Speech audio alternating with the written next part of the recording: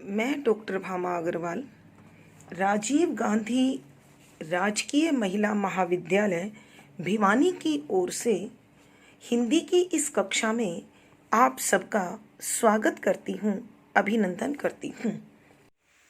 आइए दोस्तों, हम सूरदास रचित संयोग दृश्य के अगले पदों का अध्ययन करते हैं।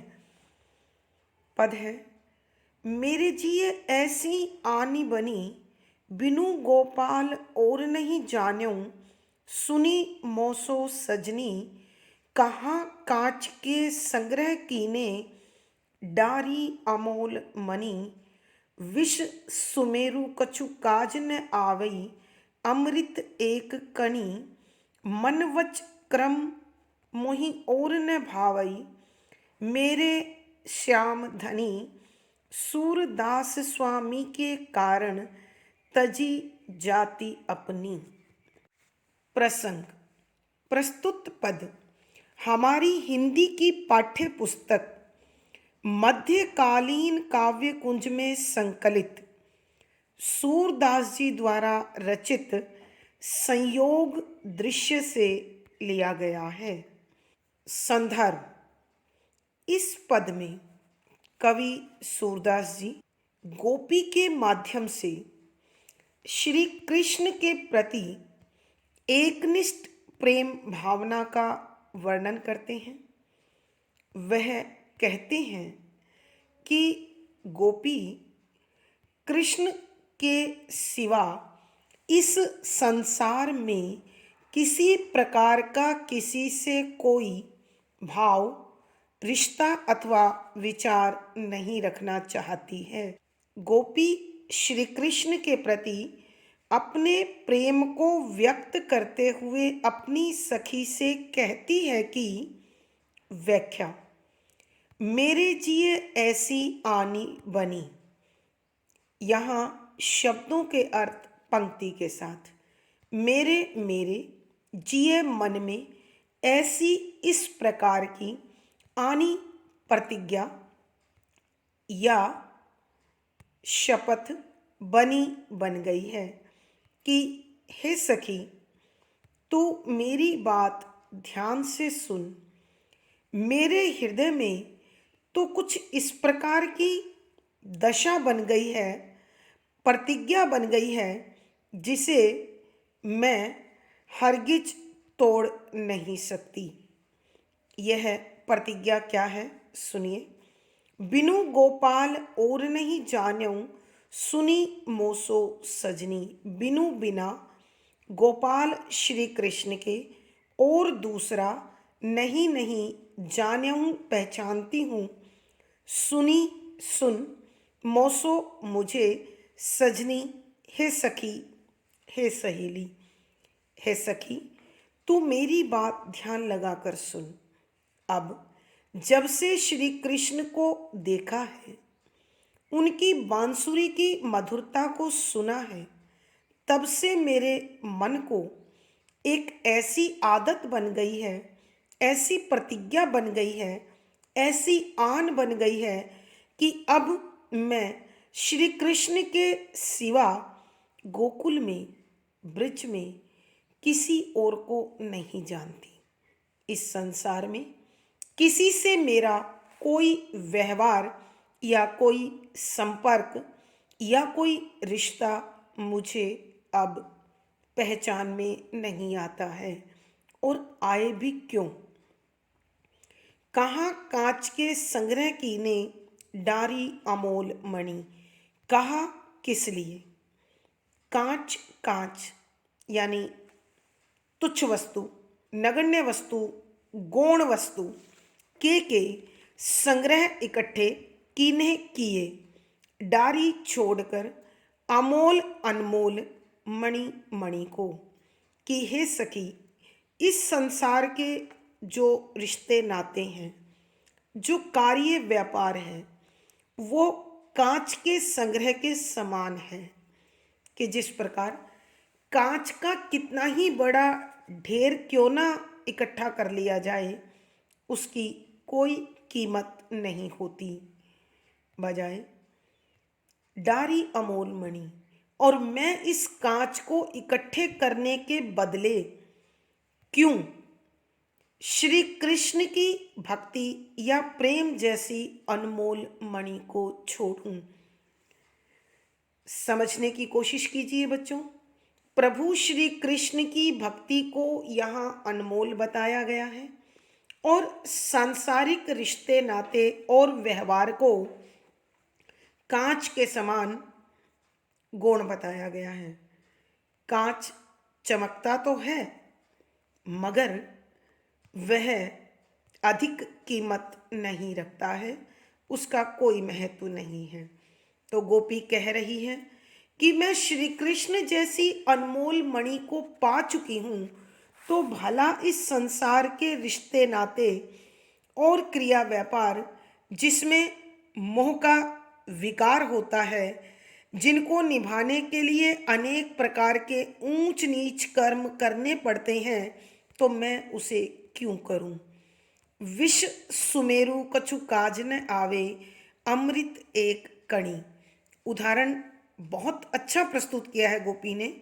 विष जहर, सुमेरु सुमेरु पर्वत बहुत विशाल पर्वत, कछु कुछ भी, काज काम न नहीं आवई आता है, अमृत अमृत की एक एक कणी बूंद, कि अमृत की तो एक बूंद भी जीवन देने की ताकत रखती है, और मैं उस अमृत की एक बूंद को छोड़कर सुमेरु पर्वत के समान विशाल जहर क्यों इकट्ठा करूं। यह मेरे जीवन को, मेरी आत्मा को, मेरे मन को नव जीवन, नव शक्ति और नव ऊर्जा नहीं दे सकता। इसलिए मैं श्री कृष्ण की भक्ति और प्रेम को नहीं छोड़ सकती। मन वच क्रम मोहि और न भावे, मेरे श्याम धनी। कि अब कहती है मन मन से, वच वचनों से, क्रम कामों से मोहि मुझे और दूसरा न नहीं भावई अच्छा लगता, मेरे मेरे तो श्याम श्री कृष्ण धनी स्वामी। की गोपी कहती है मैं तो मन से, वचनों से और कर्म से श्री कृष्ण को समर्पित हो गई हूँ। अब मुझे कोई भी अच्छा नहीं लगता, क्योंकि मैंने श्री कृष्ण को अपना स्वामी मान लिया है। देखिए, मन जाप करना, स्मरण करना, वचन भजन करना, कर्म भक्ति करना। तो गोपी कहती है कि अब मैंने अपने तन मन में, अपने भावों में श्री कृष्ण को अपना स्वामी मानकर बसा लिया है। अब इस संसार से मेरा कोई रिश्ता नाता नहीं है। सूरदास स्वामी के कारण तजी जाति अपनी। सूरदास जी कहती है मेरे प्रभु श्री कृष्ण के कारण उस गोपी ने तजी छोड़ दी है। जाति, जाति अर्थात नारी जाति, और नारी जाति की विशेषता उसकी शर्म, उसकी लज्जा, उसकी हया। लेकिन अब गोपी ने श्री कृष्ण के प्रेम में आकर समाज की, परिवार की, रिश्ते नातों की सब शर्म छोड़ दी है। अब उसे सिर्फ कृष्ण की भक्ति करनी है, और वो निडर होकर, बेखौफ होकर उस भक्ति को करती है। एक बार फिर बच्चों सुनिए, मेरे जिए ऐसी आन बनी कि हे सखी, मेरे मन में इस प्रकार की प्रतिज्ञा हो गई है, ऐसी आन बन गई है, बिनु गोपाल और नहीं जान्यों, सुनी मोसो सजनी। कि हे सखी, तू मेरी बात ध्यान लगा कर सुन। अब मैं श्री कृष्ण के सिवा किसी और को नहीं जानना चाहती, पहचानना चाहती हूँ।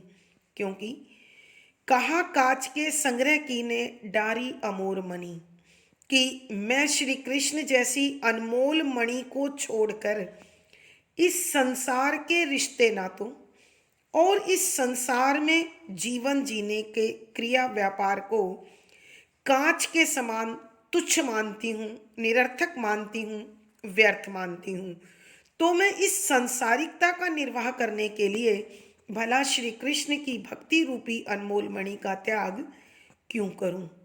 विष सुमेरु कछु काज न आवे, अमृत एक कणी। हे सखी, अमृत की एक बूंद ही जीवन देने के लिए काफी होती है, उसी से अमरता प्राप्त हो जाती है। और श्री कृष्ण की भक्ति और उनका प्रेम अमृत की उस अनमोल बूंद की भांति है। तो मैं इस बूंद को छोड़कर, इस अमृत को छोड़कर भला संसारिकता के जहर का सुमेरु पर्वत के समान विशाल ढेर क्यों इकट्ठा करूं, क्योंकि अंत समय में प्रभु के पास वो मेरा साथ नहीं निभा सकता। मन वच क्रम मोहि और न भावे, मेरे श्याम धनी। कि हे सखी, श्री कृष्ण मेरे स्वामी हैं। मैं तो मन से, वचनों से और कामों से उनके प्रति समर्पित हो गई हूँ। अब मुझे इस संसार से किसी प्रकार का कोई व्यवहार नहीं करना है। सूरदास जी कहते हैं, मेरे प्रभु श्री कृष्ण के कारण उस गोपी ने अपनी नारी जाति अर्थात नारी के अनुसार शर्म, लज्जा, मर्यादा और अनुशासन को छोड़ दिया है। जब से वो श्री कृष्ण की भक्ति के रंग में रंगी है, तब से उसने निडरता को और उस साहस को अपना लिया है। अब उसे संसार की लोक लाज की कोई परवाह नहीं है। भावार्थ, कहने का भाव यह है कि जिसे प्रेम अथवा भक्ति का आनंद आ जाता है, उसे फिर संसार में कुछ और नहीं भाता है। विशेष यहाँ ब्रिज की गोपिका का श्री कृष्ण के प्रति एकनिष्ठ अनन्य प्रेम प्रकट हुआ है। शुद्ध साहित्यिक ब्रिज भाषा का प्रयोग है, श्रृंगार रस है, माधुर्य गुण है, तुकांत छंद है, गेय शैली और संगीतात्मकता बनी हुई है। अलंकार सुनी मोसो सजनी संबोधन अलंकार, कहा काच अनुप्रास भी, प्रश्न भी, विष समेरु रूपक अलंकार, मन वच क्रम पदमैत्री आदि अलंकारों का सुंदर सटीक प्रयोग हुआ है। अगले पद की ओर ध्यान दें बच्चों। चितई राधा रति नागर और, नैन वदन छवि यों उपजती, मनु शशि अनुराग चकोर, सारस रस अंशुवन को मानव, फिरत मधुप जुग जोर, पान करत कहु तृप्ति न मानत, पलकनी देत अकोर, लियो मनोरथ मानी सफल जो, रजनी गए पुनि भोर, सूर परस्पर प्रीति निरंतर, दंपत्ति है चित चोर। प्रसंग पूर्ववत।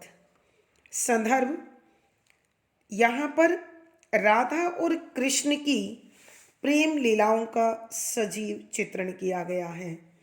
राधा प्रेम की अधिकता के कारण लगातार श्री कृष्ण को निहारती रहती है, उनकी राह तकती है और जब पास होते हैं तो उन्हीं की ओर एकटक देखती रहती है।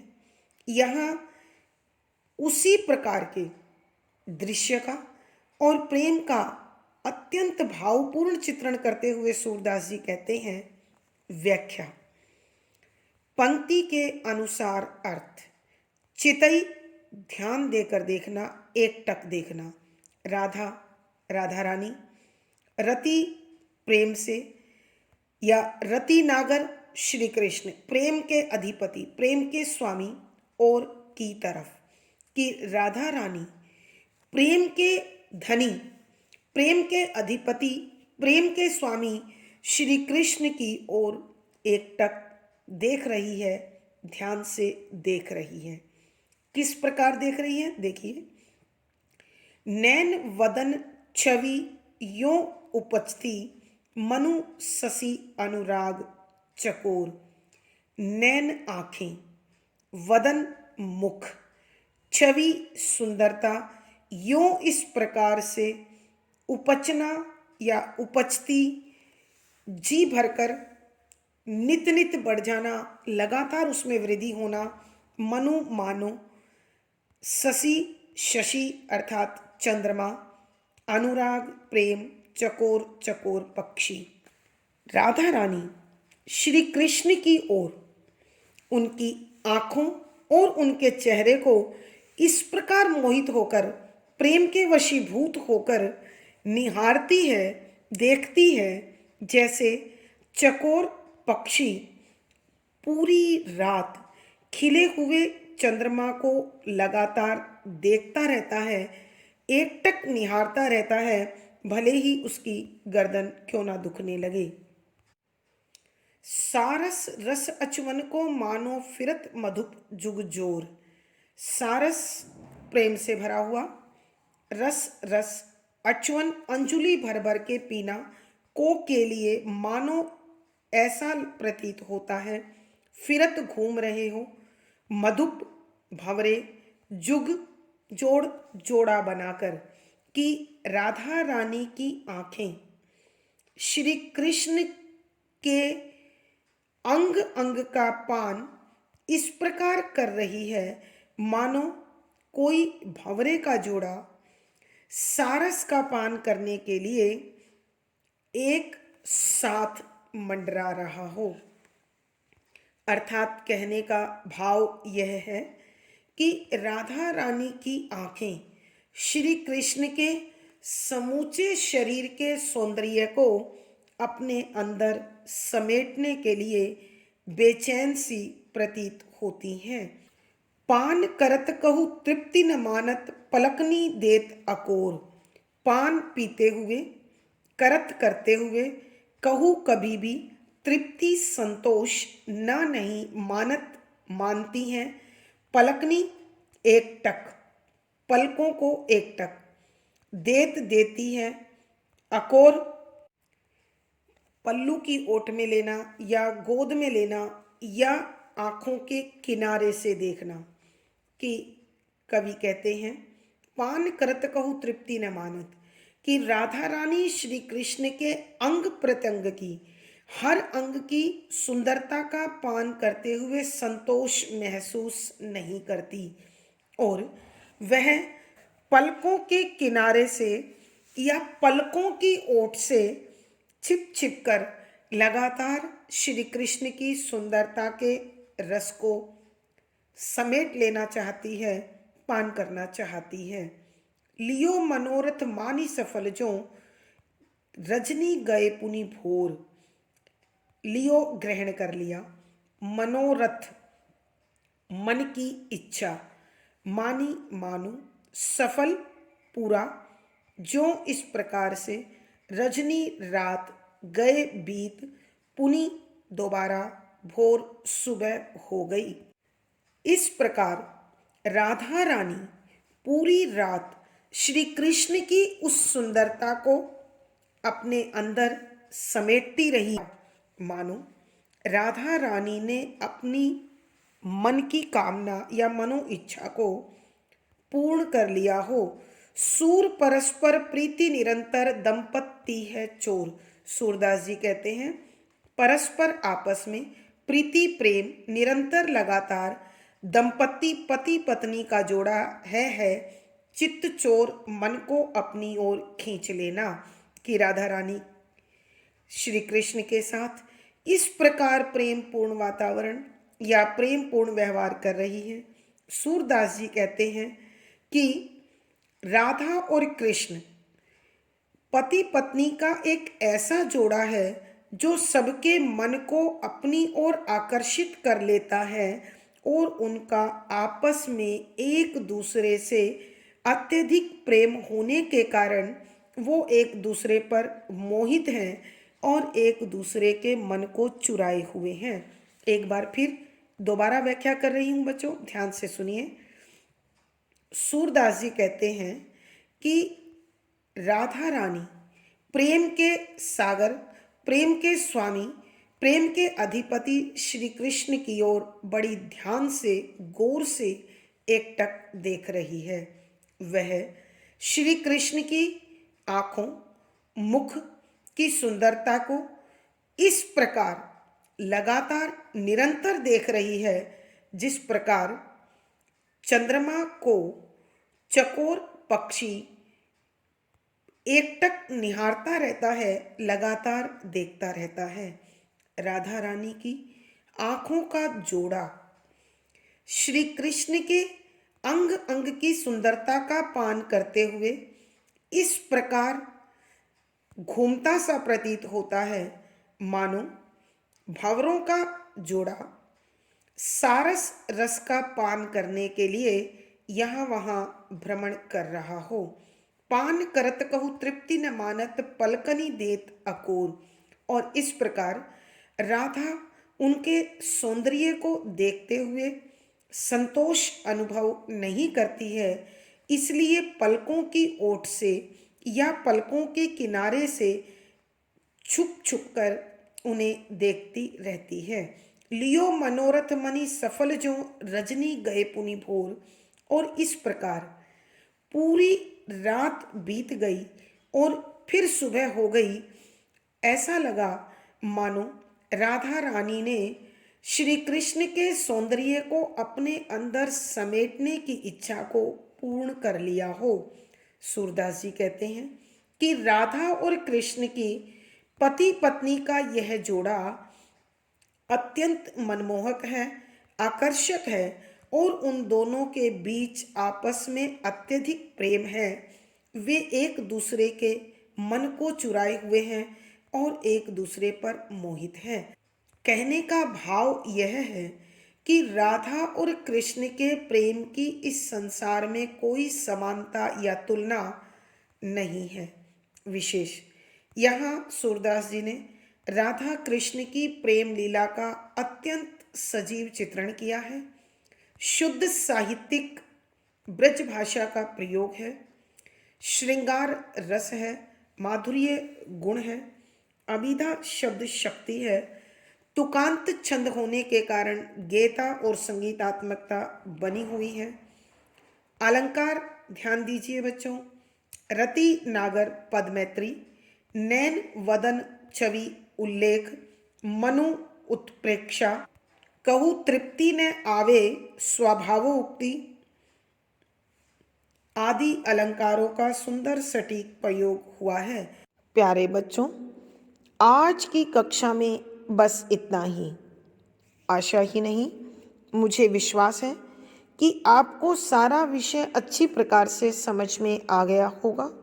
वीडियो को लाइक करें, शेयर करें और अपनी विषय वस्तु समय पर प्राप्त करने के लिए चैनल सब्सक्राइब करें। आपका दिन और जीवन मंगलमय हो, इसी शुभकामना के साथ धन्यवाद, आभार।